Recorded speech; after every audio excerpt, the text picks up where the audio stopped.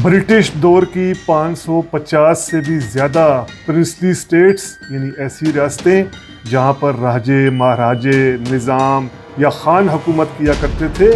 अब पाकिस्तान और इंडिया की मुख्तलिफ़ रियासतों में सूबों में मुकम्मल तौर पर मर्ज हो चुकी हैं। मगर अंग्रेज़ों की दौर की एक अहम प्रिंसली स्टेट और आज पाकिस्तान का सूबा बलूचिस्तान 1948 से लेकर अब तक मुख्तलिफ अदवार में दहशत गर्दी, अलहदगी पसंदी की तहरीकों, 4 से ज़्यादा बड़े मिलिट्री ऑपरेशंस, 2 बार के गवर्नर राज, कभी नेशनलिस्ट हुकूमतें, कभी प्रो फेडरेशन हुकूमतें और फिर अब DLA की दहशत गर्दी को लेकर बड़ी खबर बना हुआ है। क्या है बलूचिस्तान के मसले की बड़ी और बुनियादी जड़? कैसे बना बलूचिस्तान पाकिस्तान का हिस्सा? क्या है 27 मार्च 1948 का एक बहुत बड़ा वाक़या जिसे आज भी बलूचिस्तान के कौम परस्त एक अलग ज़ाविये से देखते हैं? क्या है असर इस इंतहाई अहम वाक़ये का आज के बलूचिस्तान की सूरत हाल पर? ये सब जानने और समझने की कोशिश करते हैं रीथिंक विद उमर जावेद में। व्यूवर्स को रीथिंक विद उमर जावेद में वेलकम। आप में से ऐसे व्यूवर्स जिन्होंने अभी तक rethink with Umar Javed subscribe नहीं किया, हमारी रिक्वेस्ट है kindly rethink with Umar Javed subscribe करें। 1947 में पार्टीशन के वक्त, इंडिया की आज़ादी के वक्त और पाकिस्तान जब बन रहा था उस वक्त प्रिंसली स्टेट्स को ये इख्तियार दिया गया था कि वो पाकिस्तान के साथ शामिल हों या इंडिया के साथ शामिल हों या अपने जो भी वो चाहते हैं उस बात को वाज़े करें। ऐसे में जो बलूचिस्तान था, बलूचिस्तान के जो खान ऑफ कलात थे, जिनके पास आज के हम बलूचिस्तान की बात करें तो 52% जो इलाका था वो खान ऑफ कलात के पास था। खान ऑफ कलात अहमद यार खान थे। अहमद यार खान के पास आज के बलूचिस्तान का 52%, जिसे तब कलात स्टेट कहते थे। खान ऑफ कलात के पास यानी अहमद यार खान के पास 5 ही ऑप्शंस थी 1947 में। वो 5 ऑप्शंस थी। एक ऑप्शन तो ये थी कि वो पाकिस्तान में शामिल हो जाएं, दूसरी ऑप्शन थी इंडिया में शामिल हो जाएं, तीसरी ऑप्शन पे गौर किया जा रहा था अफगानिस्तान में शामिल हो जाएं, चौथी ऑप्शन ईरान में शामिल हो जाएं और 5वीं ऑप्शन ये थी कि बरतानिया को ही कहा जाए कि वो इनको प्रोटेक्ट करता रहे और वो एक खुद मुख्तार सी रियासत बनकर रहेंगे लेकिन इनको प्रोटेक्शन मिलती रहे। अब जो मीर अहमद यार खान बलोच हैं, ये अपनी ऑटोबायोग्राफी में इनसाइड बलूचिस्तान में इन्होंने जो वाक़यात बताए हैं, जो हिस्टोरिकल इवेंट्स बताए हैं, इन पर अगर हम रिलाय करें, जो ख़ुद खान ऑफ कलात की लिखी हुई किताब है इनसाइड बलूचिस्तान, तो इसके मुताबिक अगस्त के शुरू में 1-2 अगस्त को राउंड टेबल कॉन्फ्रेंस हुई जिसमें Mohammad Ali Jinnah, Liaquat Ali Khan, Lord Mountbatten, Khan of कलात और इसी जो प्रिंसली स्टेट थी इसके और भी कई अहम ओहदेदार जो खान ऑफ कलात के प्राइम मिनिस्टर्स थे, मिनिस्टर्स थे, ये सब भी बैठे और इस वक्त ये फैसला किया गया इस कॉन्फ्रेंस में कि जब तक कलात के मुस्तकबिल का वाज़े फैसला नहीं होता उस वक्त तक कलात एक आज़ाद हैसियत से रहे या उसी हैसियत से रहे जिस तरह ये बरतानवी दौर में थी। बरतानवी दौर में जो खान ऑफ कलात थे ये काफ़ी ज़्यादा खुद मुख्तारी क्लेम करते थे। सिवाय फ़ौज के अलावा, फ़ौजी मामलात के अलावा बाकी तमाम तकरीबन मामलात जो हैं वो खान ऑफ कलात ही के पास थे। तो अब जिन्ना ने और इन सब ने ये तय किया, लॉर्ड माउंटबेटन ने, खान ऑफ कलात ने, कि जब तक आप हतमी फैसला नहीं करते तब तक आपकी हैसियत वही रहेगी जो ब्रिटिश दौर में है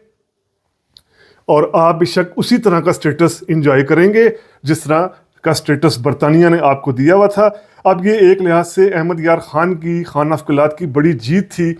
कि पाकिस्तान बन रहा था, इलाके तय हो रहे थे कौन से पाकिस्तान के साथ शामिल होंगे, लेकिन अहमद यार खान ने फ़िलहाल तक यानी पाकिस्तान बनने तक अपने स्टेटस को एक लिहाज से आज़ाद ही रखा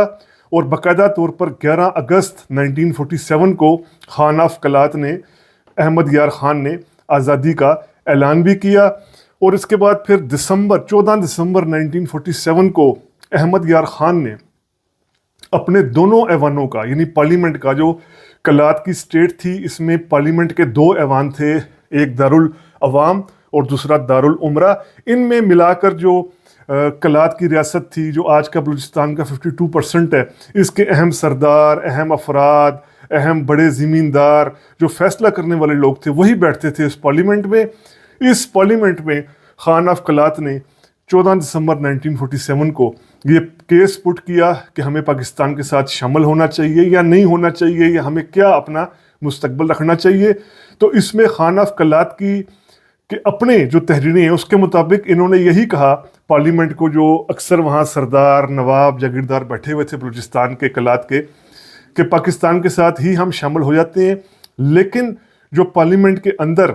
سردار تھے, زمیندار تھے, ان میں سے اکثر کی رائے یہ تھی کہ ہمیں پاکستان کے ساتھ شامل نہیں ہونا چاہیے. خاص طور پر جو پارلیمنٹ کے اندر غوث بخش بزنجو, جن کا بعد میں پاکستان میں بھی بہت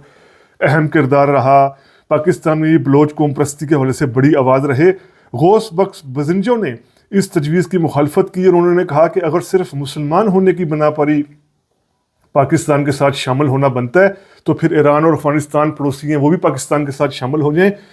ان کو بھی ہو جانا چاہیے. تو اگر وہ نہیں ہو رہے تو ہمیں کیا ضرورت ہے پاکستان کے ساتھ شامل ہونے کی. اب یہ خان آف قلات دعویٰ کرتے ہیں کہ جو خان آف قلات یعنی قلات اسمبلی تھی, قلات پارلیمنٹ تھی, اس میں جو اکثر سردار تھے, زمیندار تھے یا بڑی آوازیں تھی وہ پاکستان کے ساتھ شامل نہیں ہونے جا رہی تھی. اب خان آف قلات سبی میں جا کر محمد علی جناح سے ملاقات کرتے ہیں اور جناح کو یہ بتاتے ہیں کہ پاکستان کے ساتھ ایکسیشن کرنے کے لیے, شامل ہونے کے لیے ان کے لوگ راضی نہیں ہو رہے, ان کی پارلیمنٹ راضی نہیں ہو رہی.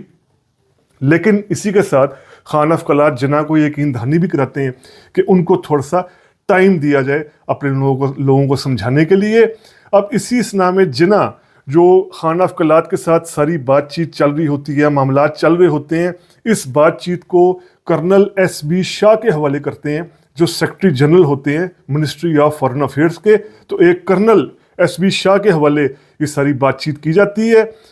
احمد یار خان مختلف طرح کے سگنل دے رہے ہوتے ہیں, کبھی کہتے ہیں کہ بس وہ ایکسیشن کرنے والے ہیں پاکستان کے ساتھ, کبھی کہتے ہیں انہیں تھوڑا سا اور ٹائم چاہیے. ابھی یہ سارا معاملہ چل ہی رہا ہوتا ہے کہ اس اسنا میں جو قلات سٹیٹ ہے اس کے اندر 3 ایسی سٹیٹس, 3 ایسے علاقے تھے جو قدرے خود مختار تھے. یہ علاقے تھے خاران, مکران اور لسبیلا. یہ تینوں جو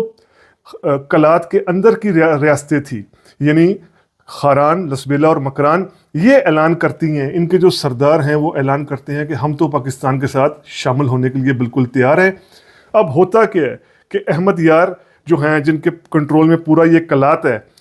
اور 3 ریاستیں اس میں سے خاران, مکران, لسبیلا کہہ رہی ہیں کہ ہم نے پاکستان کے ساتھ شامل ہونا ہے. ان 3 ریاستوں کے شامل ہونے سے جو قلات کی ریاست ہے وہ لینڈ لاکڈ ریاست بن جاتی ہے, یعنی ایسی ریاست جس کو چاروں طرف سے زمین ہے, کوئی سمندری علاقہ یا کسی دوسرے ملک کا اس سے رابطہ نہیں ہے. اب خان آف قلات کے پاس جو علاقے رہ جاتے ہیں ان میں جو بلوچستان کے علاقے ہیں, قلات کا خود ڈسٹرکٹ ہے, خزدار ہے, مستنگ, چاگی, پنجور, کچھ, بولان, سبی, یہ علاقے رہ جاتے ہیں خان آف قلات کے پاس. اور اب جو خان آف قلات ہیں احمد یار خان وہ ایک دھمکی بھی دیتے ہیں کہ ان کو ایکسیشن کے لیے مجبور نہ کیا جائے ورنہ وہ یونائٹڈ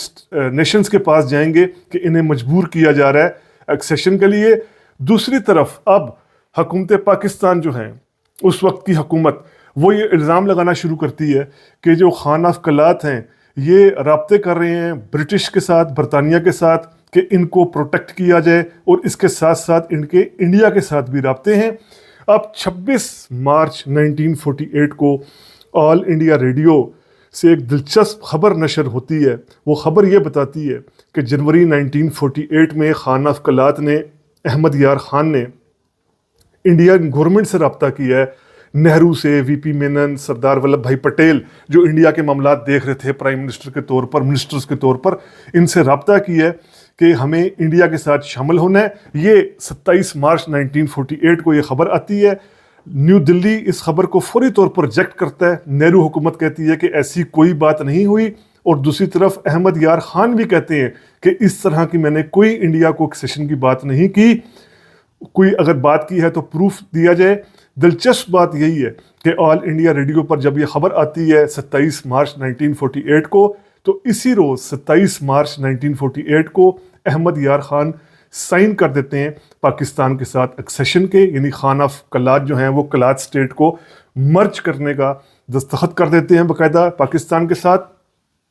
اب یہاں پر خان آف کلات نے تو سائن کر دیے، لیکن ان کے جو بھائی ہوتے ہیں پرنس عبد الکریم، یہ کسی بھی طور پاکستان کے ساتھ شامل ہونے کے لیے راضی نہیں ہو رہے ہوتے۔ پرنس عبد الکریم باقاعدہ طور پر مسلح بغاوت کا اعلان کرتے ہیں اور کہتے ہیں کہ وہ آرم ریزسٹنس کریں گے، مسلح بغاوت کریں گے پاکستان کے ساتھ شامل نہ ہونے کے لیے۔ پرنس کریم کی بغاوت کا یہ آغاز ہوتا ہے، باقاعدہ طور پر وہ افغانستان بھی جاتے ہیں، وہاں سے بھی مدد حاصل کرنے کی کوشش کرتے ہیں، افغان حکومت ان کی بھرپور مدد نہیں کرتی۔ اب پاکستان اپنی طرف سے ایک، چونکہ پاکستان کو خان آف کلات کے سائن تو مل گئے، لیکن پھر بھی جو خان آف کلات کے بھائی ہیں، خان آف کلات کے کئی ساتھی ہیں، وہ اس فیصلے کی مزاحمت کر رہے ہیں۔ تو پاکستان کی طرف سے یہ فیصلہ کیا جاتا ہے کہ بلوچستان میں فوج بھیجی جائے، کچھ فوج کی ٹکڑی، کچھ فوج کے کچھ حصے بیچ کر کوشش کی جائے کہ جو پرنس کریم ہیں ان کی بغاوت کو کچلا جائے۔ اب یہ سارا عمل ہونا شروع ہوتا ہے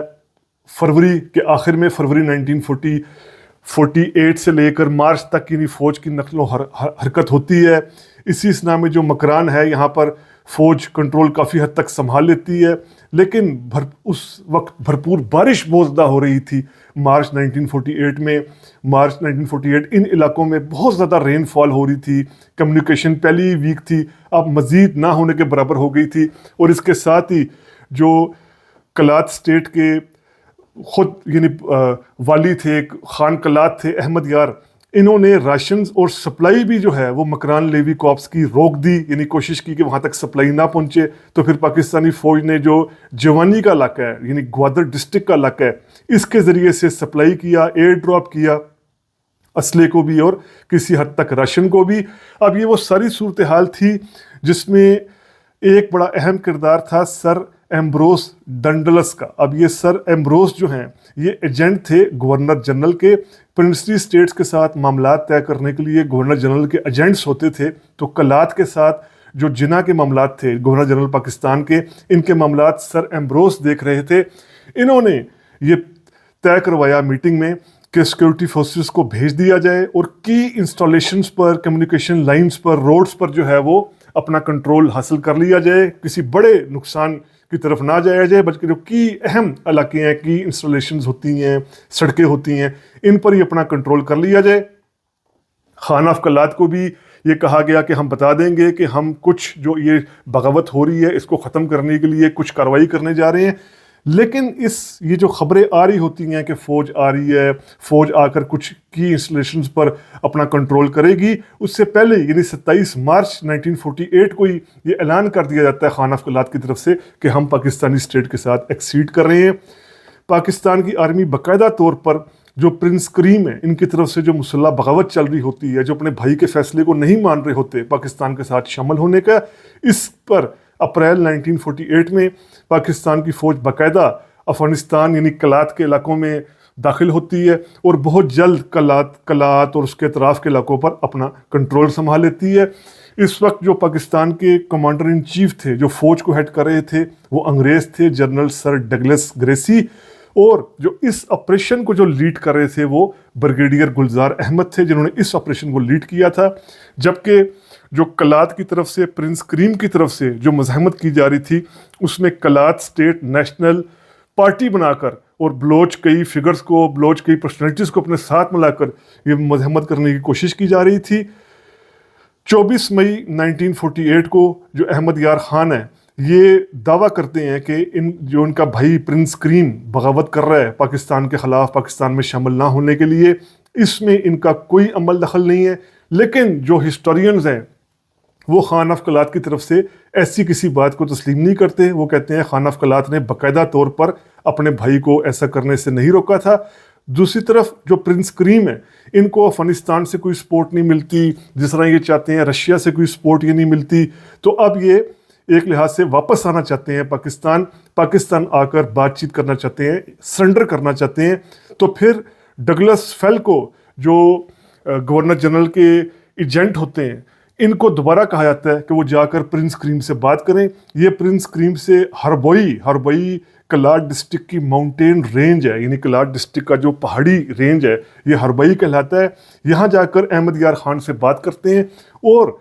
اب یہ دعویٰ کیا جاتا ہے، اب یہاں دو زاویے ہیں، ایک بات یہ کی جاتی ہے کہ احمد یار خان کو کہا جاتا ہے کہ وہ سرنڈر کر دیں، ان کو کچھ نہیں کہا جائے گا۔ دوسرا دعویٰ یہ جو بلوچ قوم پرست کرتے ہیں کہ اس بات کو مان تو لیا گیا کہ ہم ٹھیک ہے پرنس کریم اب کسی قسم کی مزاحمت نہیں کریں گے بلکہ خود سرنڈر کر دیں گے۔ اب یہاں پر زاویوں کا فرق آ جاتا ہے، ایک طرف یہ ہے کہ پرنس کریم افغانستان سے مزاحمت کر رہے تھے کہ ان کو گرفتار کیا گیا، دوسرا زاویہ یہ ہے کہ پرنس کریم نے خود سرنڈر کر دیا۔ وجہ کچھ بھی ہو، جولائی 1948 میں جو پرنس کریم تھے یہ پاکستانی فوج نے ان کو گرفتار کر لیا تھا،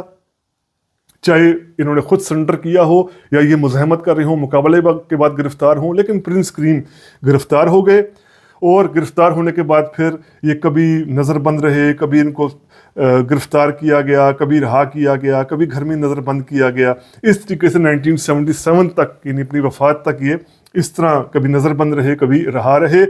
دوسری طرف جو خان آف کلات تھے میر احمد یار خان، وہ اس سارے معاملے میں بالکل خاموش رہے، لیکن 6 اکتوبر 1958 کو اسکندر مرزا نے مارشل لا لگانے سے ایک دن پہلے ان کو بھی گرفتار کر لیا اور یہ الزام لگایا کہ جو خان آف کلات میر احمد یار خان ہیں یہ ایک مرتبہ پھر آزاد کلات کی بات کر رہے تھے، آزاد بلوچستان کی بات کر رہے تھے، ان کو اس بنا پر گرفتار کر لیا گیا۔ یہ وہ ایسے واقعات ہیں شروع کے ہی، یعنی بلوچستان جب پاکستان کے ساتھ مرج ہو رہا تھا، یہ شروع کے ہی ایسے واقعات ہیں جو آج بھی بلوچستان میں اپنا کہیں نہ کہیں اثر رکھتے ہیں۔ اس کے بعد وہ 50s کی موومنٹ ہو، مری جو ٹرائب نے بغاوت کی تھی وہ ہو، یا بھٹو دور میں مینگل ٹرائب کے خلاف جو آپریشن کیا گیا وہ ہو، 2006 میں اکبر بگٹی کو جس طریقے سے ہلاک کیا گیا، اور اس کے بعد آن اینڈ آف آپریشنز کا سلسلہ بھی چلتا رہا۔ اور اب تازہ واقعہ جعفر آباد ایکسپریس پر جو دہشت گردی کا حملہ BLA نے کی ہے یہ ہو، تو یہ وہ ایک واقعہ کہ جس طریقے سے پاکستان کے ساتھ بلوچستان شامل ہوا، ہم نے اس حوالے سے فیکٹس فگرز آپ کے سامنے رکھے۔ جس طرح ہم نے پہلے کہا کہ اس واقعے کو الگ الگ زاویے سے دیکھا جاتا ہے، اینگل سے دیکھا جاتا ہے، قوم پرست اور اینگل سے دیکھتے ہیں، باقی جو پرو پاکستان ایلیمنٹ ہے، مضبوط پاکستان کے حامی ہیں، وہ اور ایلیمنٹ سے دیکھتے ہیں۔ ہم نے آپ کے سامنے حقائق رکھ دیے ری تھنک ود عمر جاوید کے اس پلیٹ فارم کے ذریعے۔ اب ان حقائق کو دیکھتے ہوئے آپ کون سا زاویہ دیکھنا چاہتے ہیں، کون سے زاویے میں آپ کو دم لگتا ہے، فیصلہ آپ پر ہے۔ امید کرتے ہیں آپ کو یہ ویلاگ پسند آیا ہوگا۔ اگر پسند آیا ہے تو کائنڈلی سبسکرائب کیجئے۔ ری تھنک ود عمر جاوید، شکریہ۔